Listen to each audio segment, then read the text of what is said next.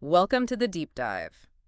We were looking at how much the world of work is shifting, and one area that really jumped out is virtual assistants. It Hmm. feels like suddenly VAs are everywhere. Businesses seem really keen on this kind of, flexible support. Oh, absolutely. The demand is definitely growing fast. So whether you're listening and just curious about what a VA even is, or maybe you're actually thinking, hey, could I do that?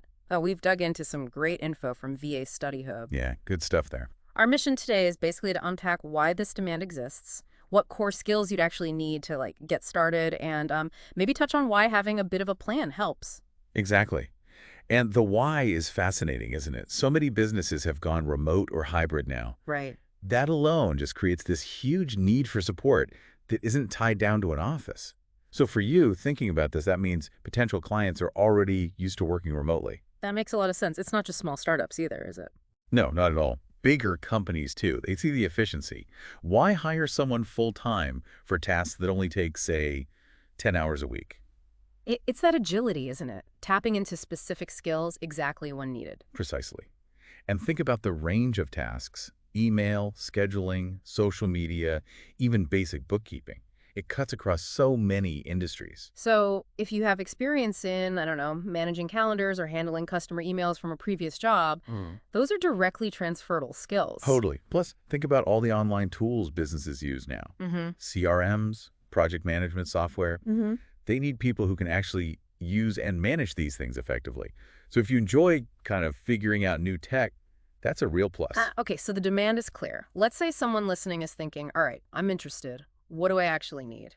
Let's get into the fundamentals from VA Study Hub, starting with the basics. Yeah, the setup. They say you need a reliable computer, laptop, or desktop.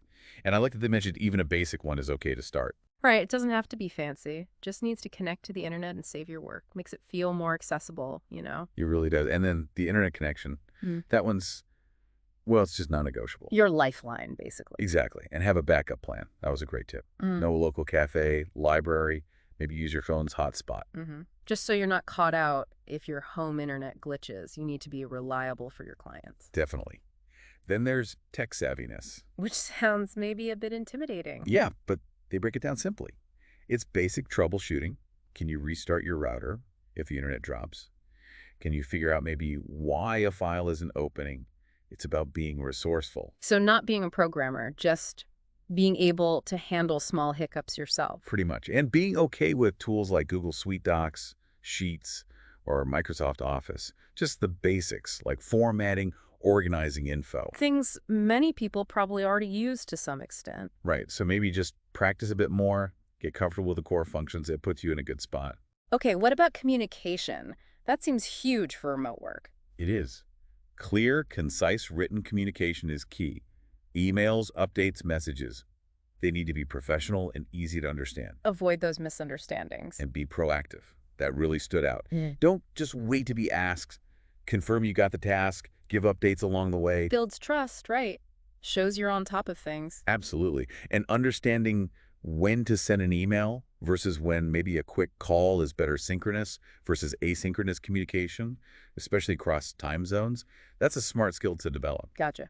Then there's time management and organization, kind of goes hand in hand. Totally. You'll likely juggle tasks, maybe for different clients, but you need a system. Could be pen and paper, could be Google Docs, could be Trello or Asana. That tool itself isn't the main thing. Nope. It's finding a system you will actually use consistently to track tasks and deadlines, and prioritizing knowing what's urgent, what's important. Time blocking can help there, maybe? Yeah, scheduling chunks of time for specific things, which leads right into self-motivation. Yes. Working from home requires discipline. It really does. You set your own schedule, often. So Yeah. you need that drive to just get started and stay focused. No boss physically looking over your shoulder. Exactly. Two other things that they highlighted: coachability and flexibility. Coachability being open to feedback. Seeing it as a chance to learn and get better. Clients appreciate that. And flexibility, because things change.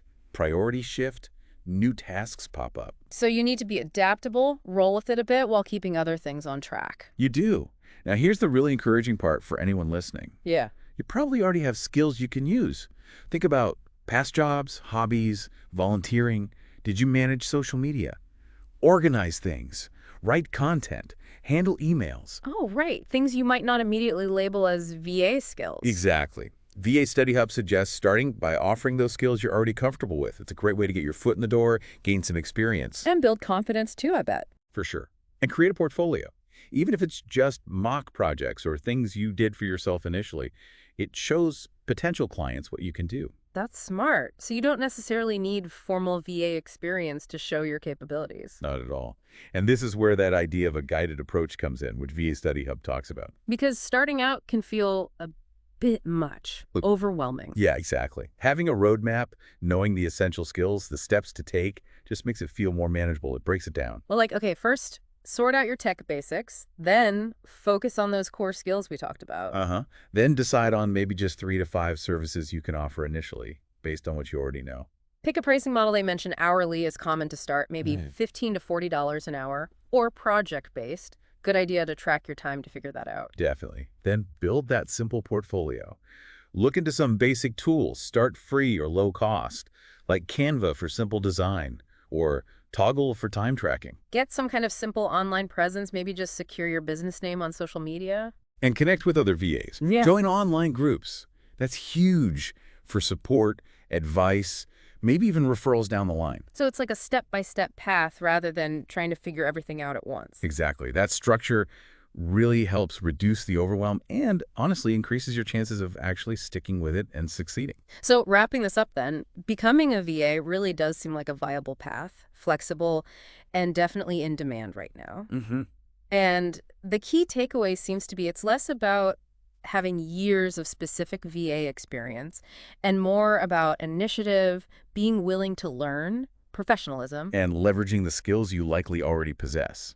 The fundamentals are achievable for most people. And having that structured approach, like the one outlined, can really guide you through those initial stages. Definitely builds that confidence step by step. So here's a final thought for you, the listener, to maybe chew on. Thinking about everything we just discussed, what's one skill you have right now, today, that could be the starting point for your virtual assistant journey? Something you could offer right away. Good question to reflect on. It really is. Thanks for taking this deep dive with us today.